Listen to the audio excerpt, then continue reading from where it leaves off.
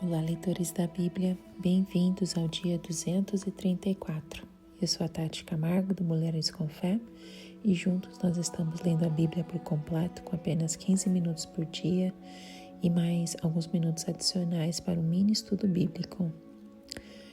Se você ainda não segue Mulheres com Fé _oficial no Instagram, faça isso hoje mesmo. E todos os nossos áudios estão disponíveis no YouTube e no podcast do Spotify.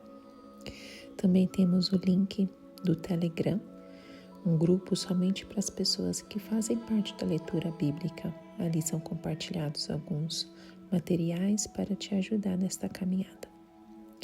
Hoje eu vou ler para vocês Jeremias dos capítulos 46 ao 48. Mas antes vamos fazer nossa oração. Senhor Deus, muito obrigado por mais um dia de vida, muito obrigado pela Tua presença, obrigado pela oportunidade de nós estarmos tendo esse tempo para Te conhecer melhor através da leitura bíblica. Que o Teu Espírito Santo nos ensine hoje, nos mostre a revelação da Tua Palavra, o que há em Seu coração, os planos que há no Seu coração, Pai. Que nos dê sabedoria, nos dê entendimento e compreensão. Em nome de Jesus, traga algo novo sobre você, como nós nunca soubemos antes, e que nós possamos amar ainda mais você e as pessoas que o Senhor colocar também em nossos caminhos. Remova, Senhor Deus, toda distração, que esse tempo seja exclusivamente para o Senhor, e que possamos aprender algo novo para as nossas vidas e compartilhar essas boas novas para as pessoas com quem nós nos encontrarmos hoje. Muito obrigado por tudo, em nome de Jesus. Amém. Jeremias capítulo 46. Mensagem acerca do Egito. Esta é a mensagem do Senhor que veio ao profeta Jeremias acerca das nações. Acerca do Egito.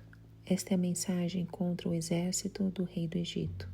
O faraó Neco, que foi derrotado em Carquemes, junto ao rio Eufrates, por Nabucodonosor, rei da Babilônia, no 4º ano do reinado de Joaquim, filho de Josias, rei de Judá.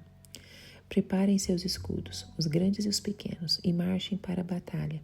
Selem os cavalos e montem. Tomem posição e coloquem o capacete. Passem óleo na ponta de suas lanças e vistam a armadura. Mas o que eu vejo? Eles estão apavorados, estão se retirando. Seus guerreiros estão derrotados. Fogem às pressas sem olhar para trás. Há terror por todos os lados, declara o Senhor. O ágil não consegue fugir, nem o forte escapar. No norte, junto ao rio Eufrates, eles tropeçam e caem. Quem é aquele que se levanta como o Nilo, como rios de águas agitadas? O Egito se levanta como o Nilo, como os rios de águas agitadas. Ele diz: eu me levantarei e cobrirei a terra, destruirei as cidades e os seus habitantes. Ao ataque, cavalos, avancem carros de guerra, marchem em frente, guerreiros. Homens da Etiópia e da Líbia que levam escudos, homens da Lídia que empunham o arco. Mas aquele dia pertence ao soberano, ao Senhor dos exércitos. Será um dia de vingança para vingar-se dos seus adversários. A espada devorará até saciar-se, até satisfazer sua sede de sangue, porque o soberano Senhor dos exércitos fará um banquete na terra do norte, junto ao rio Eufrates. Suba a Gileade em busca de bálsamo, ó Virgem, filha do Egito. Você multiplica remédios em vão, não há cura para você. As nações ouviram de sua humilhação, seus gritos encheram a terra. Quando o guerreiro tropeçou noutro guerreiro e ambos caíram. Esta é a mensagem que o Senhor falou ao profeta Jeremias acerca da vinda de Nabucodonosor, rei da Babilônia, para atacar o Egito. Anunciem isto ao Egito e proclamem-no em Migdol. Proclamem-no também em Mênfis e em Táfnis. Assuma posição, prepare-se, porque a espada devora aqueles que estão ao redor. Porque o Deus Apis fugiu, O seu touro não resistiu, porque o Senhor o derrubou. Tropeçam e caem uns sobre os outros. Eles dizem: levantem-se, vamos voltar para o nosso próprio povo e para a nossa terra natal, para longe da espada do opressor. Ó Faraó, rei do Egito, é barulho e nada mais. Ele perdeu a sua oportunidade. Juro pela minha vida, declara o rei, cujo nome é Senhor dos Exércitos. Ele virá como Tabor entre os montes, como Carmelo junto ao mar. Arrumem a bagagem para o exílio, vocês que vivem no Egito, pois Mênfis será arrasada, ficará desolada e desabitada. O Egito é uma linda novilha, mas no norte ataca uma mutuca. Os mercenários em suas fileiras são como bezerros gordos. Eles também darão meia volta e juntos fugirão. Não defenderão suas posições, pois o dia da derrota deles está chegando, a hora de serem castigados. O Egito silvará como uma serpente em fuga, à medida que o inimigo avança com grande força. Virão sobre ele com machados, como os homens que derrubam árvores. Eles derrubarão sua floresta, declara o Senhor. Por mais densa que seja, são mais que os gafanhotos, são incontáveis. A cidade do Egito será envergonhada, será entregue nas mãos do povo do norte. O Senhor dos Exércitos, o Deus de Israel, diz: castigarei Amon, Deus de Tebas, o Faraó, o Egito, seus deuses e seus reis, e também os que confiam no Faraó. Eu os entregarei nas mãos daqueles que desejam tirar-lhes a vida, nas mãos de Nabucodonosor, rei da Babilônia, e de seus oficiais. Mais tarde, porém, o Egito será habitado como em épocas passadas, declara o Senhor. Quanto a você, não tema, meu servo Jacó, não fique assustado, ó Israel. Eu o salvarei de um lugar distante e os seus descendentes da terra do seu exílio. Jacó voltará e ficará em paz e em segurança. Ninguém o inquietará. Não tema, meu servo Jacó, eu estou com você, declara o Senhor. Destruirei completamente todas as nações, entre as quais eu o dispersei. Mas a você não destruirei completamente. Eu o disciplinarei como você merece. Não serei severo demais. Jeremias capítulo 47. Mensagem acerca dos filisteus. Esta é a palavra do Senhor que veio ao profeta Jeremias acerca dos filisteus, antes do ataque do faraó a Gaza. Assim diz o Senhor: vejam como as águas estão subindo do norte. Elas se tornam uma torrente transbordante.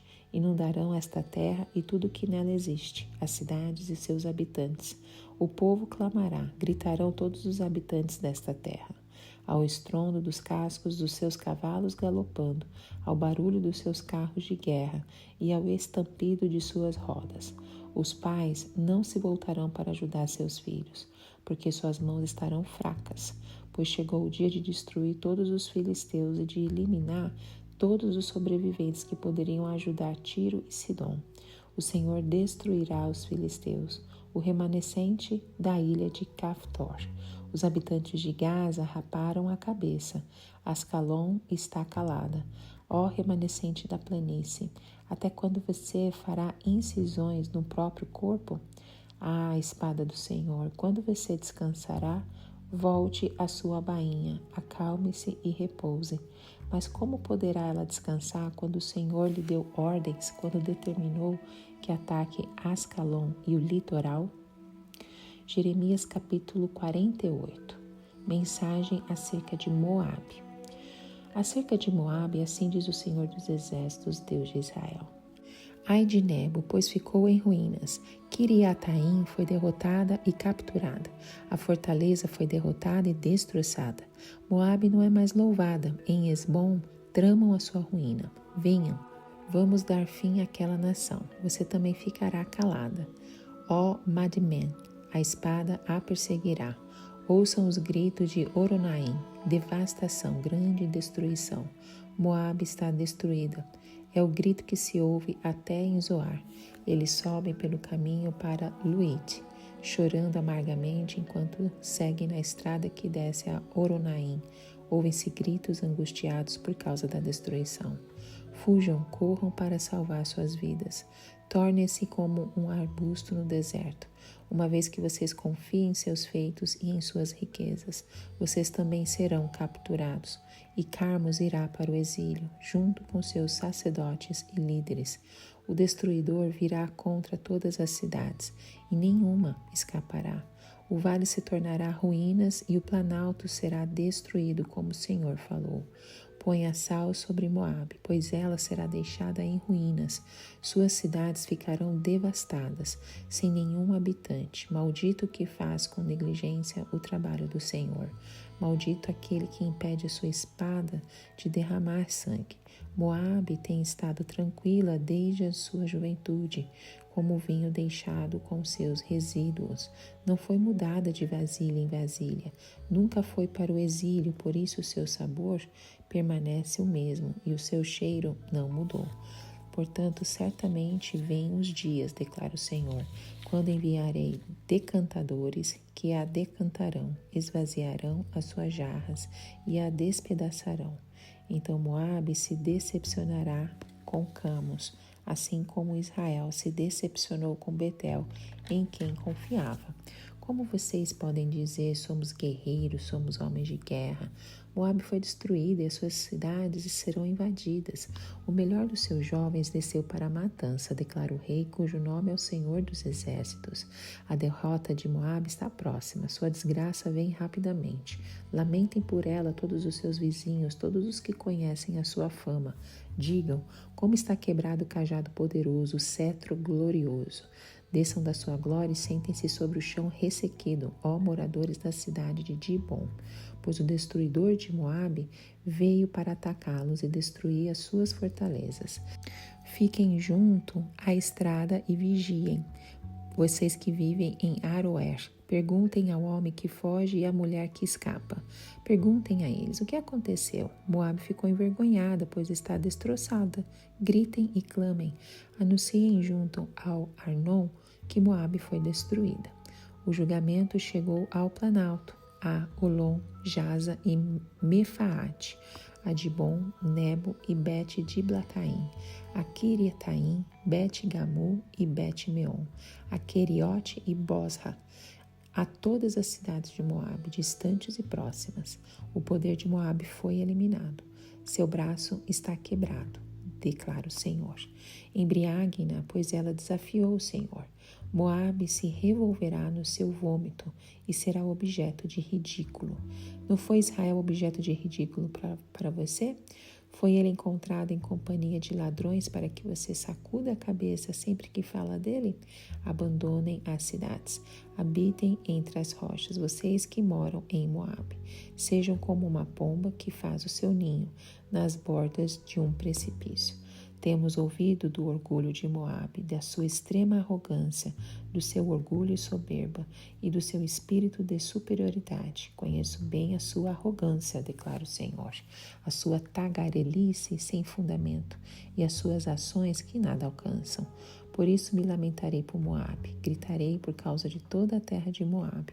Prantearei pelos habitantes de Kir-Eres, chorarei por vocês mais do que choro por Jazar.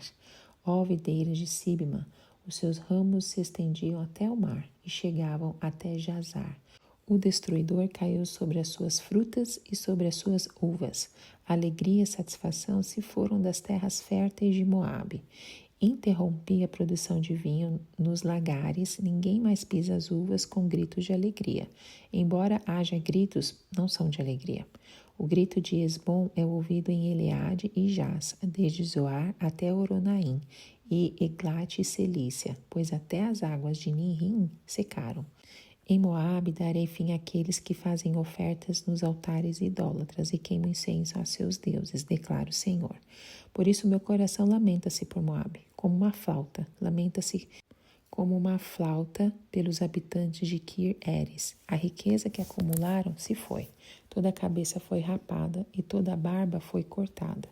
Toda a mão sofreu incisões e toda a cintura foi coberta com veste de lamento.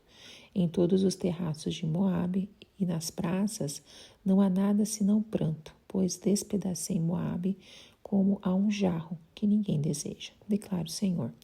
como ela foi destruída, como lamentam, como Moabe dá as costas envergonhada. Moabe tornou-se objeto de ridículo e de pavor para todos os seus vizinhos. Assim diz o Senhor: vejam, uma águia planando estende as asas sobre Moabe. Queriote está capturada e as fortalezas serão tomadas.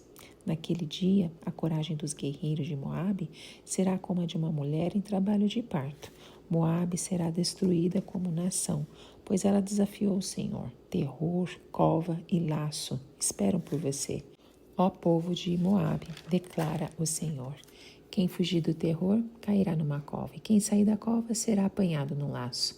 Trarei sobre Moabe a hora do seu castigo, declara o Senhor. Na sombra de Esbom, os fugitivos se encontram desamparados, pois um fogo saiu de Esbom, uma labareda, no meio de Seom, e queima as testas dos homens de Moabe e os crânios dos homens turbulentos. Ai de você, ó Moabe! O povo de Camos está destruído, seus filhos são levados para o exílio e suas filhas para o cativeiro. Contudo, restaurarei a sorte de Moabe em dias vindouros, declara o Senhor. Aqui termina a sentença sobre Moabe. Em Jeremias capítulo 46, nós encontramos um capítulo repleto de profecias intrigantes e lições profundas, inseridas no contexto fascinante deste livro. Esse capítulo específico mergulha na visão do profeta sobre a queda do Egito, um poderoso império da época. Com as suas palavras inspiradas, Jeremias nos leva a uma jornada de descobertas que revelam não apenas os destinos das nações antigas, mas também lições eternas sobre a soberania divina e a importância da confiança em Deus. Nesse capítulo, Jeremias nos apresenta uma visão sobrenatural da Batalha de Carquemes, uma confrontação militar crucial entre o Egito e a Babilônia. Através de várias metáforas e simbolismos poéticos, o profeta descreve a derrota iminente do Egito e sua queda da glória. O capítulo inicia com uma declaração ousada, a palavra do Senhor que vê a Jeremias, o profeta, contra as nações. Desde o início, é claro que essa não é apenas uma visão pessoal de Jeremias, mas uma mensagem divina, destinada a ecoar não apenas em Judá, mas em toda a região. Lá no versículo 2, já tem um enfoque da profecia. E começa a profecia contra o Egito, contra o exército do faraó Neco, o rei do Egito, que estava junto ao rio Eufrates, em Carquemes, o qual Nabucodonosor, rei da Babilônia, derrotou no 4º ano de Jeoaquim, filho de Josias, rei de Judá. Nesse versículo, nós somos transportados a um momento específico na história, a Batalha de Carquemes. Carquemes era uma cidade estratégica nas margens do rio Eufrates, e a batalha travada lá tinha implicações profundas para a geopolítica da época. O faraó Neco, rei do Egito, havia se aventurado a marchar até Carquemes para apoiar os assírios em sua luta contra a Babilônia. No entanto, o rei Nabucodonosor da Babilônia emergiu vitorioso, consolidando assim seu domínio sobre a região. Jeremias, sobre a inspiração de Deus, anuncia a queda iminente do Egito e a derrota do exército do faraó Neco em Carquemes. Este evento, crucial na história do Antigo Oriente Próximo, serve como um lembrete dramático do poder e da soberania de Deus sobre as nações. Enquanto os impérios humanos se chocam em uma luta de poder e controle, Deus permanece como governante supremo, dirigindo os eventos de acordo com o seu plano divino. Esta profecia não apenas revela a precisão das palavras de Jeremias, mas também nos convida a refletir sobre a transitoriedade das potências mundiais. Os impérios podem ascender e cair, mas o Senhor permanece constante. Em resumo, a profecia contra o Egito nos introduz a esse capítulo cheio de significado histórico e espiritual. Aí depois nós vamos ver a preparação para a batalha, dos versículos 3 ao 12. O trecho começa descrevendo a preparação frenética dos egípcios. A cena é pintada com urgência e ansiedade, à medida que o exército do faraó Neco se prepara para enfrentar a ameaça babilônica em Carquemes. Os escudos e os pavês usados para a defesa são erguidos como uma barreira protetora para o iminente perigo. Jeremias, sob a orientação de Deus, revela que o próprio Senhor interveio na batalha. O mais veloz não escapará, nem o mais forte fugirá. Ao norte, junto ao rio Eufrates, eles tropeçam e caem. Lá no versículo 6. Neste ponto, a imagem da batalha muda drasticamente. O exército egípcio, que uma vez se preparou com determinação, agora está em fuga, desorganizado e em pânico. É uma demonstração do controle divino sobre os eventos humanos. Os versículos subsequentes continuam a descrever a desolação e a derrota do Egito. A profecia contra o Egito continua dos versículos 13 ao 24. Então nós somos lembrados de que essa não é uma predição vaga, mas uma mensagem clara e específica sobre a invasão babilônica do Egito. É uma demonstração da presciência divina e da capacidade de Deus de revelar eventos futuros através de seus profetas. E depois nós vamos ver a promessa de restauração de Israel nos versículos 25 ao 26. O profeta enfatiza que o juízo de Deus não se limita ao Egito, mas se estende aos deuses e reis que o Egito adora. Isso é significativo porque revela que nenhum poder ou ídolo pode escapar do julgamento divino. O tom da passagem muda dramaticamente nos versículos seguintes, onde Jeremias anuncia a promessa de restauração de Israel. Lá no versículo 27, porém eu livrarei a Jacó de todas as suas aflições e terá assim confiança e nenhum deles o espantará. Essas palavras são um bálsamo para a alma de Israel, que estava enfrentando um período de sofrimento e exílio devido às ações de nações hostis. A promessa de Deus de livrar Jacó de todas as suas aflições é uma demonstração de sua graça e amor incondicional pelo seu povo. Mesmo quando Israel desobedeceu e enfrentou as consequências de suas ações, Deus não abandonou seu compromisso com eles. Ele promete trazer conforto e segurança a Israel, permitindo que eles vivam sem medo. O profeta lembra a Israel de que eles não precisam temer ou se espantar, porque o Senhor está com eles.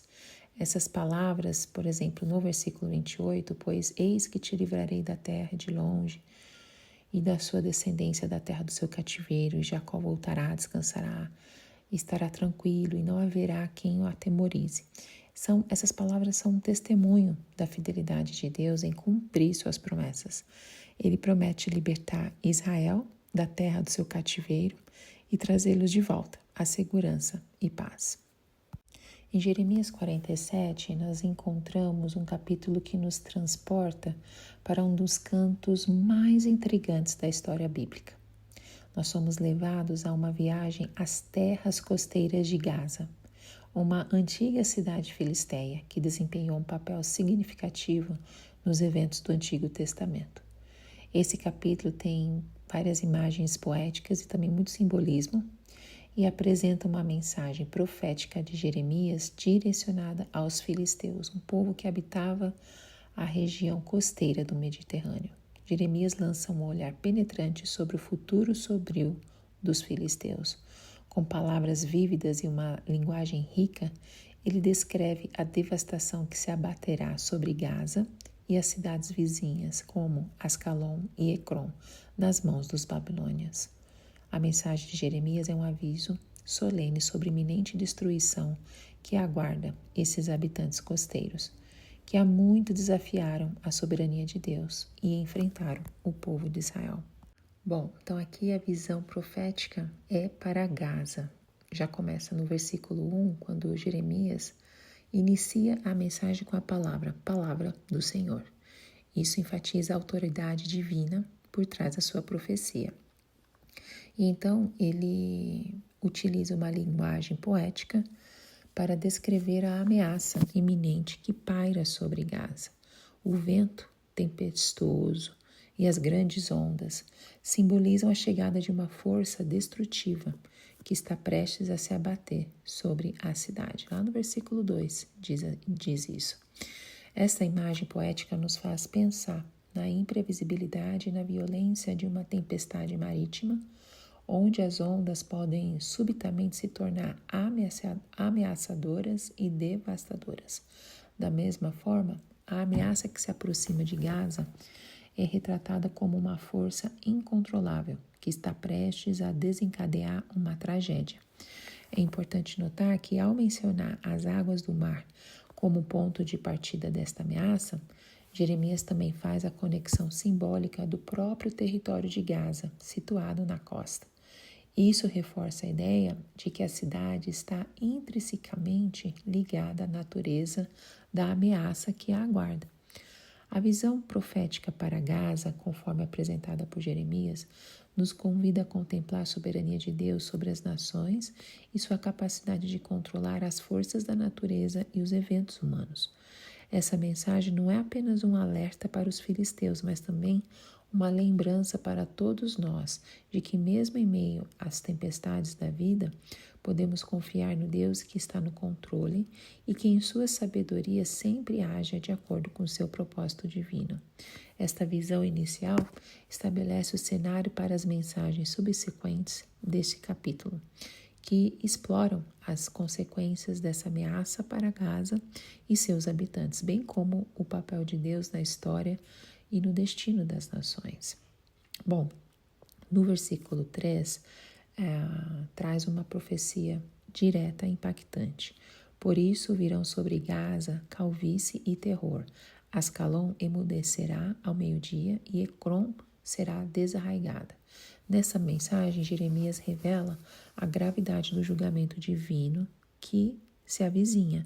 A calvície mencionada pode ser entendida como uma metáfora da humilhação e da desgraça que recairá sobre Gaza. A cidade outrora orgulhosa e influente será reduzida ao silêncio e à desolação. A menção de Ascalon, outra cidade filisteia, emudecerá ao meio-dia. Ressalta a súbita e chocante natureza do julgamento. O meio-dia é geralmente um momento de luz e atividade, mas no contexto desta profecia, representa um momento de escuridão e desespero. Ascalon será privada de sua voz, incapaz de resistir ao poder avassalador da adversidade que se abate sobre ela. O versículo 4 nos leva a uma imagem poderosa que retrata a reação dos filisteus diante dessa calamidade. Ó espada do Senhor, até quando te acomodarás? Volta-te para o teu aljube, descansa e aquieta-te. Essas palavras refletem o desespero e a agonia que assolam os habitantes de Gaza e de Ascalon. Eles clamam a espada do Senhor, reconhecendo que o julgamento é uma ação divina e que até mesmo a espada deve encontrar um momento de descanso. A referência ao aljube sugere um desejo de pausa e alívio diante da terrível adversidade que enfrentam. É como se os filisteus estivessem pedindo um respiro, uma trégua na devastação. Essas palavras, no entanto, também carregam uma mensagem de inevitabilidade. O julgamento é inexorável e não pode ser detido. Em resumo, Jeremias nos oferece essa visão mais clara do julgamento que se aproxima de Gaza e dos filisteus. O profeta utiliza imagens poéticas e simbólicas para transmitir a gravidade do julgamento divino. Além disso, o clamor dos filisteus à espada do Senhor reflete a percepção de que a soberania divina está em ação, moldando os destinos das nações. Bom, mais para frente, nos versículos 5 ao 7, nós somos lembrados do cuidado e da proteção de Deus sobre o seu povo. No versículo 5, Jeremias proclama: a espada do Senhor ainda será instrumento destruidor, porém contra quem? Até quando não se aquietará? Volta-te para as tuas bainhas, descansa e aquieta-te. Essa passagem introduz uma mudança notável no foco da profecia. Anteriormente, a espada do Senhor era vista como um instrumento de julgamento contra Gaza. Mas agora se pergunta, contra quem? A resposta implícita é contra os inimigos de Israel.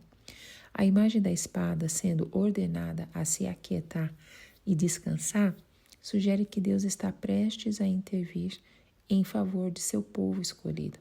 Ele está prestes a redirecionar sua espada em direção aos adversários de Israel.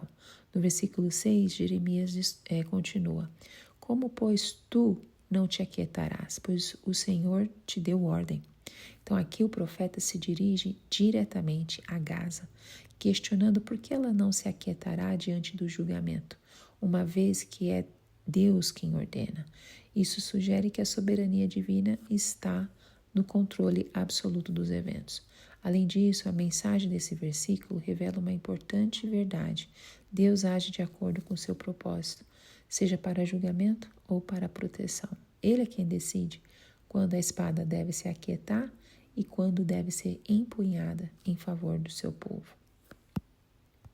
Em Jeremias 48, nos transporta para o cenário cativante e misterioso da antiga nação de Moabe.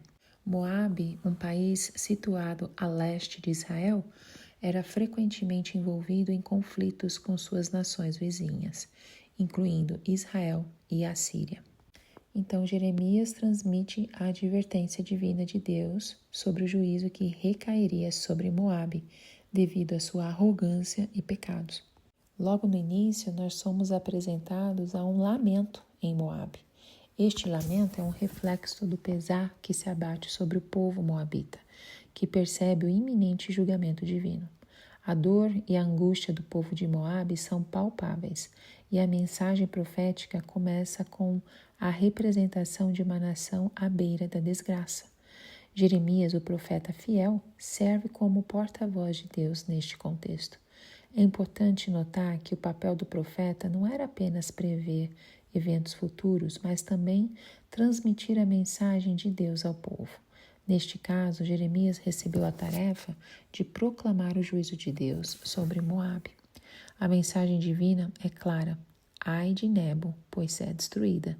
Nebo era uma cidade importante no Moabe e o seu destino é selado pelo juízo divino.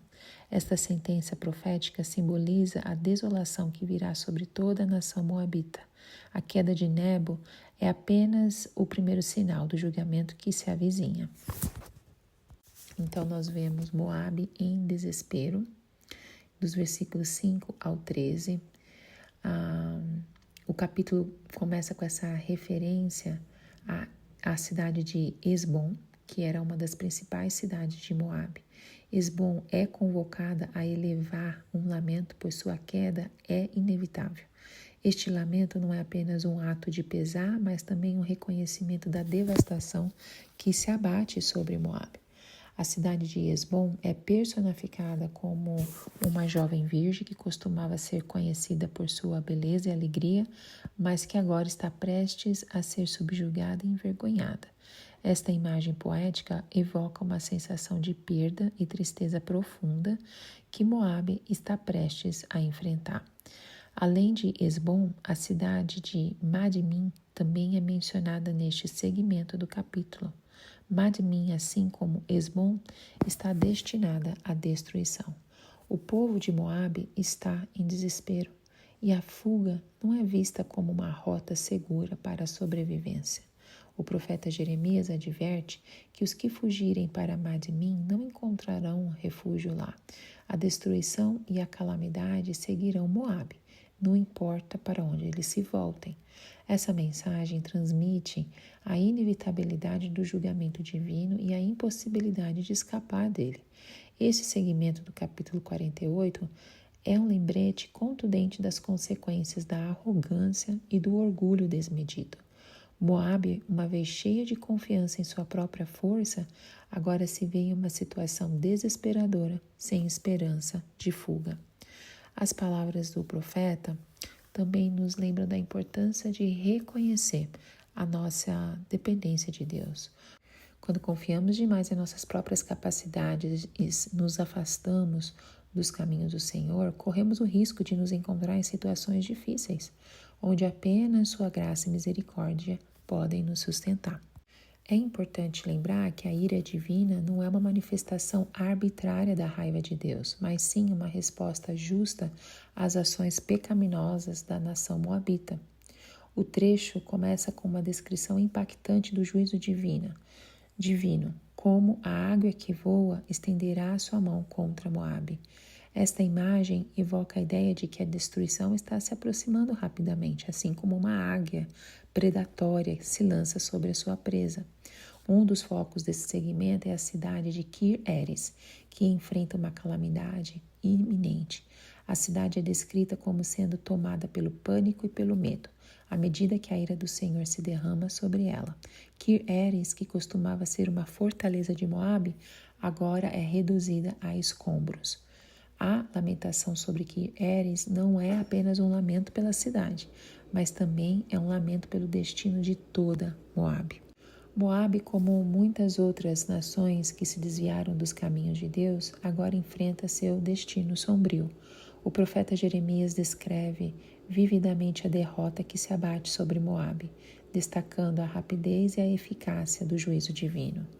A imagem do povo de Moabe fugindo, aterrorizado diante do inimigo, é poderosa.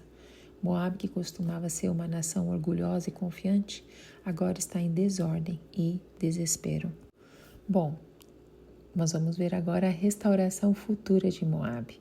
Após a descrição do julgamento e da queda de Moabe, como vimos anteriormente, esses versículos agora nos oferecem uma visão de esperança e restauração. São dos versículos 40 ao 47. O profeta Jeremias proclama que Deus trará um tempo de restauração para Moabe. Ele promete que Moabe será restaurada à sua antiga glória e que em breve seus dias de sofrimento chegarão ao fim. Essa promessa é uma demonstração da graça de Deus e de sua disposição de perdoar e restaurar, mesmo após o juízo. Também nos lembra da natureza misericordiosa de Deus. Mesmo quando enfrentamos as consequências de nossos pecados e erros, Deus não nos abandona. Ele está disposto a oferecer perdão e restauração se voltarmos para Ele em arrependimento e fé. A promessa de restauração para Moabe também reflete o desejo de Deus de ver todas as nações se reconciliarem com Ele. Moabe, que havia se desviado dos caminhos de Deus, tem a oportunidade de retornar ao Senhor e ser abençoado novamente. Isso nos lembra que a graça de Deus não conhece limites e que a sua redenção está disponível para todos os que o buscam. E terminamos por aqui mais 3 capítulos. Espero que Deus te abençoe grandemente com tudo que nós lemos hoje, aprendemos, nos lembrando que as nossas escolhas têm consequências. Tudo que temos lido, temos visto isso, tanto em nossa vida espiritual quanto em nossa vida cotidiana.